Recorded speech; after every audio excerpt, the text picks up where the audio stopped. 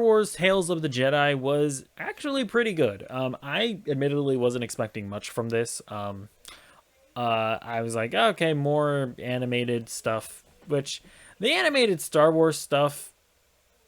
Well, to be fair, okay, I've watched Clone Wars and I've watched The Bad Batch season 1. I haven't watched Rebels. I've heard Rebels is better. But when it comes to Clone Wars and Bad Batch, basically, in my opinion, there are good moments in both of those series, but it's just surrounded by a lot of mediocre stuff. But so when I saw the trailer for this, I was like, okay, we're gonna get more Clone Wars and it's whatever. And actually, now that I think about it, that my my prescription is actually kind of accurate to Tales of the Jedi. So basically, the show is about Ahsoka Tano and Count Dooku. There are 3 episodes that revolve around Ahsoka and 3 episodes that revolve around Count Dooku, and most of them take place before the beginning of the Clone Wars, actually.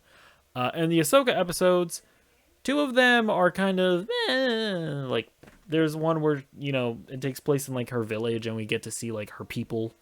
And those are that one was pretty lame, to be honest. And then you get the second one where it kind of shows Ahsoka back with Anakin, and it's kind of actually I think sometime after like the Clone Wars animated movie, but I think before like the beginning of the chronological beginning of the Clone Wars. I think, I don't know. Anyways, it's kind of big near the beginning of their relationship, and that one was also kind of meh. But then there's the third Ahsoka episode that takes place after the Clone Wars. I don't know if it takes place before Rebels, because I don't know anything about Rebels. But that one is kind of her after Order 66. She's kind of in hiding, and I actually quite enjoyed that one because that one actually sort of developed her character for me, right? Because I haven't seen Rebels, so I only the last I've seen Ahsoka chronologically is in at the end of the Clone Wars. I guess technically in the Mandalorian, but whatever.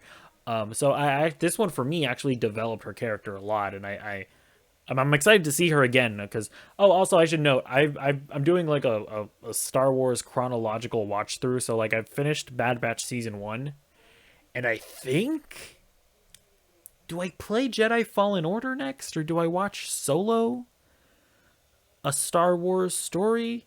I don't know, but at some point I'm gonna get to Rebels, right? But yeah, so Ahsoka's third episode actually, I enjoyed it. But the genuinely great episodes were about Count Dooku. Surprisingly enough, Count Dooku, character I've never cared about, right? Like I never cared about him in the Clone Wars. Never cared about him in the prequel movies. These episodes do a lot for the character. They really explore why he left the Jedi Order and why he became a Sith, and it actually makes sense. Right? I'm like, oh, okay, you're a character. You're like a person. And yeah, and that's what I liked about it. It's the same reason why I'm loving Andor, right? I feel like Andor and the episodes and the Count Dooku episodes really, really do a great job of making the Star Wars universe feel more real, where it's like, oh yeah, okay, I understand why the rebels would want to stand up against the Empire, like, or I'm talking about Andor here. Like, I understand why the Empire was like so bad and like how terrible they were. And then in the Count Dooku episodes, I'm like, yeah, I really understand the Dooku character. I understand why he would leave the Jedi Order. So really love the Count Dooku episodes. Also Yaddle's in this. So you'll have fun with Yaddle and her whole thing. So yeah, Tales of the Jedi, really solid. Definitely recommend checking it out.